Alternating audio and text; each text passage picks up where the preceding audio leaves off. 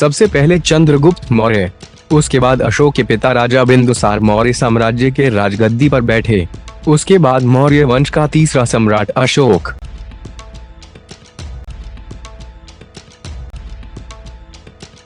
लेकिन पाटलिपुत्र के राजगद्दी पर बैठने भर से अशोक के लिए सत्ता की लड़ाई खत्म नहीं हो जाती। तक्षशिला से सुशिम पाटलिपुत्र की ओर रवाना हो चुका था। पाली बौद्ध ग्रंथ महावंश में कहा गया है कि अशोक ने सत्ता पर कब्जा करने के लिए 100 भाइयों में 99 को मार डाला। दूसरी जगह 6 भाइयों की मरने की बात कही है। एक शिलालेख में यह भी जिक्र किया गया है कि अशोक उन अधिकारियों का जिक्र करता है, यानी उनका दूसरे कामों के अलावा उसके भाइयों और बहनों एवं अन्य संबंधियों के परिवार के कल्याण का काम देखना था। नमस्कार, मैं हूं अभय।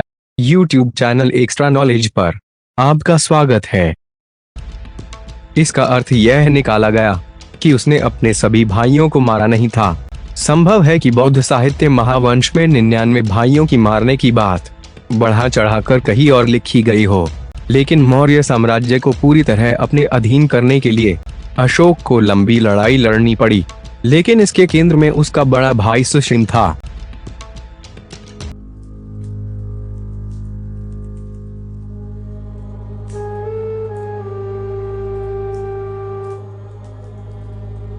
महाराज, सुशिम पाटलिपुत्र की घेराबंदी कर रहा है। शीघ्र ही वो पाटलिपुत्र में प्रवेश करने का प्रयत्न अवश्य करेगा।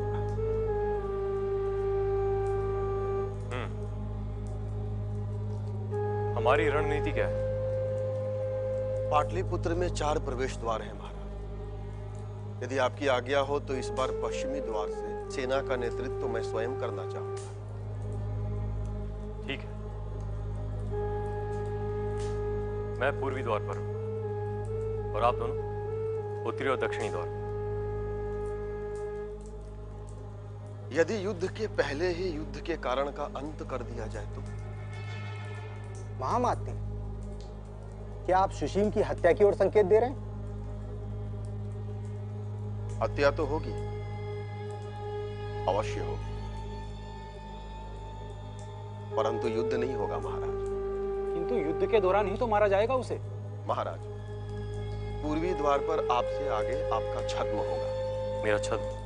जी महाराज, आपसे आगे काठ के हाथी पे आपका छद्म होगा। किंतु उससे क्या लाभ होगा महामात्य? काठ के हाथी के आगे पहले से बहुत बड़ा गड्ढा खुदा होगा। और खोदो, आवश्यकता पड़े तो और सैनिकों को लगाओ, समय बहुत कम है। और उस गड्ढे में हम पहले से ही जलती हुई लकड़ियां और कोयले डालकर उसे ढक देंगे। किंतु वो पूर्वी द्वार पर ही आक्रमण क्यों करेगा? उत्तर, पश्चिम, दक्षिण किसी भी द्वार से आक्रमण कर सकता है। सही कहा आपने, परंतु यह निश्चित जानिए कि वो पूर्वी द्वार पर ही आक्रमण करेगा।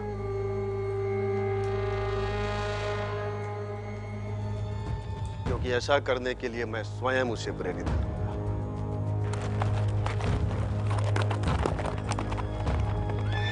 सुशिम! सेनानायक और महामात्य का वध करने से तुम्हें मगध साम्राज्य का सिंहासन प्राप्त नहीं होगा। यदि तुम में सामर्थ्य है तो जाओ, जाकर महाराज अशोक पर विजय प्राप्त करो। जाओ।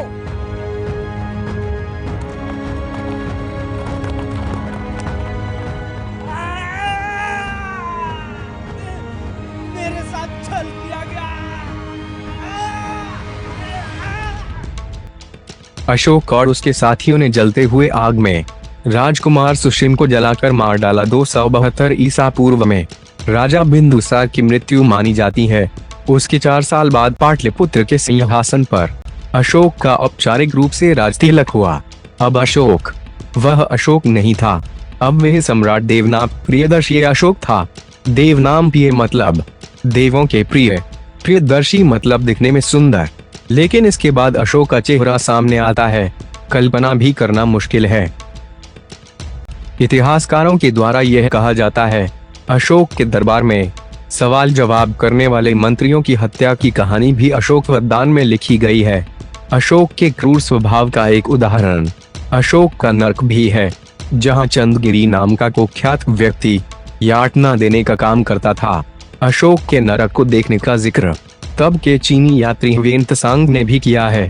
अशोक के इस यातनागिरी के प्रमाण होने के बावजूद यह माना जाता है कि बौद्ध साहित्य में अशोक की क्रूरता की कहानी को महावंश में बढ़ा चढ़ाकर लिखी गई है, जिससे बौद्ध धर्म को मान लेने के बाद उसमें आए परिवर्तन और भी ज्यादा प्रभावकारी लगे। दोस्तों, सम्राट अशोक से जुड़ा हुआ एक सवाल यह भी है कि उन्होंने बौद्ध धर्म कब अपनाया तो किस हद तक अपनाया। क्या जैसा कि आमतौर पर माना जाता है कि कलिंग युद्ध में जैसे ही हिंसा फैली उसकी वजह से अहिंसावादी राजा बने, इस तरह के बहुत सारे सवाल हैं। इसका सीधा जवाब पाना मुश्किल है। बौद्ध धर्म की ओर झुकाव के सिलसिले में पाली भाषा के ग्रंथ महावंश में नीग्रो नाम के एक बौद्ध सन्यासी का जिक्र आता है। एक दिन की बात है, नीग्रो महल के सामने से गुजर रहा था। अशोक की नजर उस पर पड़ी, उसे महल के अंदर बुलाया।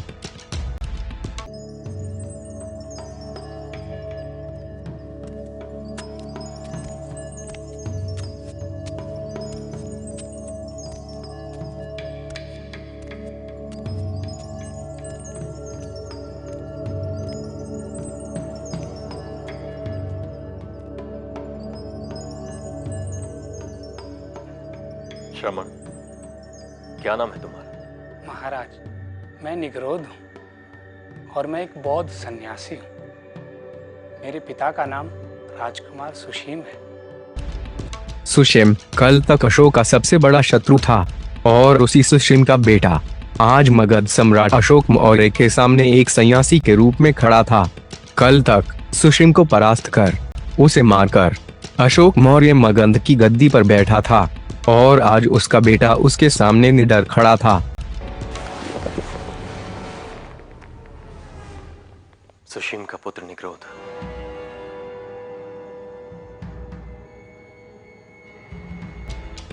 निग्रोध की आंखों में ना भय था ना क्रोध।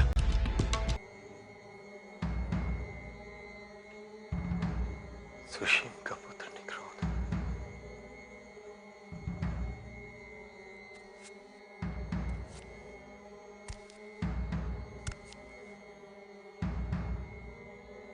श्रमण निग्रोध,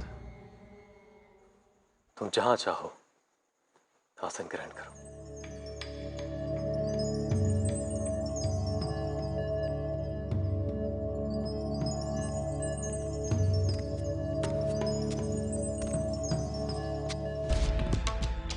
अशोक का भतीजा निग्रोध राजगद्दी पर बैठा था और अशोक उसके संप्रदाय के बारे में बात कर रहा था। महावंश के मुताबिक निग्रोध ने उसे गौतम बुद्ध के उपदेशों के बारे में बताया। इस घटना के बाद क्रूर और निर्दयी माने जाने वाला अशोक धर्म अशोक बन गया। इसमें बौद्ध भिक्षु मुगाली पुत्र किसी की बड़ी भूमिका बताई जाती है। दूसरे बौद्ध ग्रंथ अशोक वदान में निग्रोध की जगह समुद्र भिक्षु की भूमिका बताई जाती है। दोस्तों, एक मान्यता यह भी है कि बौद्ध धर्म को अपनाने के पीछे अशोक की राजनीतिक महत्वाकांक्षा थी। मौर्य दरबार में ब्राह्मण मंत्रियों और अधिकारियों का दबदबा था। ऐसा माना जाता था मौर्य साम्राज्य के संस्थापक चंद्रगुप्त अपने जीवन के अंतिम दिनों में जैन धर्म अपना लिया था, जबकि बिंदुसार आजीवन। इन सब के बावजूद भी दरबार में और राजकाज में ब्राह्मण का दबदबा था, जो अशोक के समर्थक नहीं थे। इनके दबदबा को तोड़ने के लिए अशोक ने बौद्ध सन्यासियों को बढ़ावा दिया। सम्राट अशोक के सामने मौर्य साम्राज्य के विस्तार का प्रश्न भी था। आज का उड़ीसा राज्य मौर्य काल में कलिंग कहलाता था।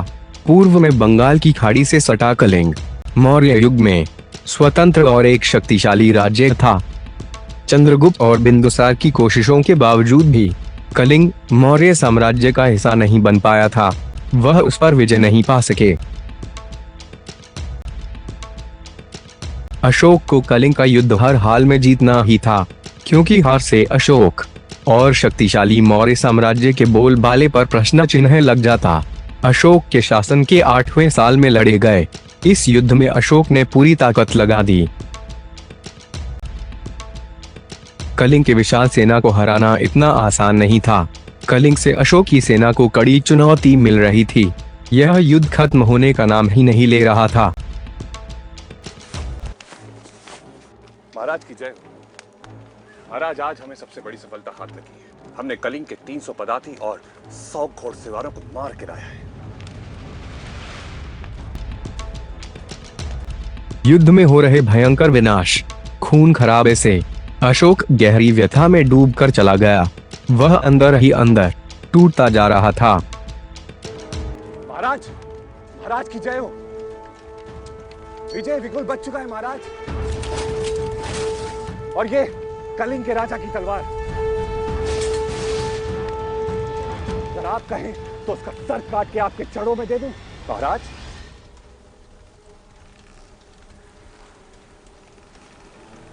रक्त ही रक्त, चारों तरफ केवल रक्त।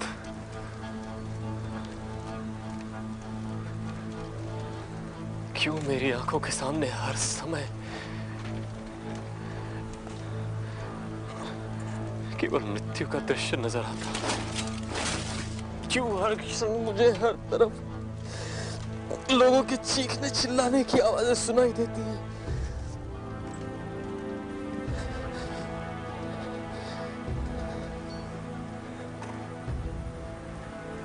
1,00,000 लोग मारे गए।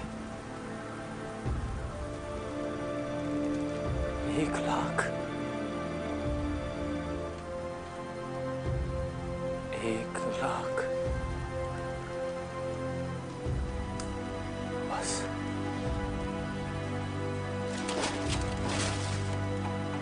अब और नहीं, अब और नहीं।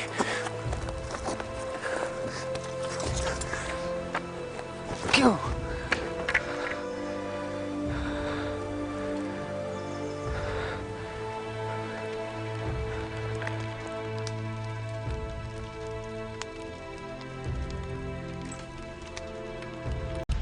आखिरकार कलिंग के युद्ध में अशोक की जीत हुई। लेकिन जब कलिंग के युद्ध के बाद अशोक पाटलिपुत्र लौटा, वह बिल्कुल बदल चुका था। अशोक सत्य और अहिंसा, सदाचार की बातें करने लगा था। तो क्या सम्राट अशोक सन्यासी बन गया? नहीं, इतिहासकारों के द्वारा और ग्रंथों में कहा गया है, यह सम्राट अशोक का नया अवतार था।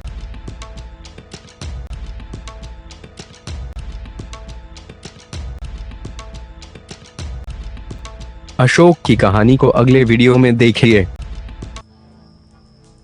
1.5 लाख से अधिक व्यक्ति देश से निष्कासित किए गए। 1 लाख मारे गए और इससे कई गुना अधिक बर्बाद हो गए। कलिंग को जीतने में जितने लोग मारे गए, मरे या देश से निष्कासित किए गए, आज यदि उनके शतांश या सहस्त्रांश को भी दुख पहुंचे तो मुझे गहरी पीड़ा होगी। अगर आप ऐसे ही मनोरंजनदायक और ज्ञान के लिए वीडियो देखना चाहते हैं तो अपनी YouTube चैनल एक्स्ट्रा नॉलेज को सब्सक्राइब करें।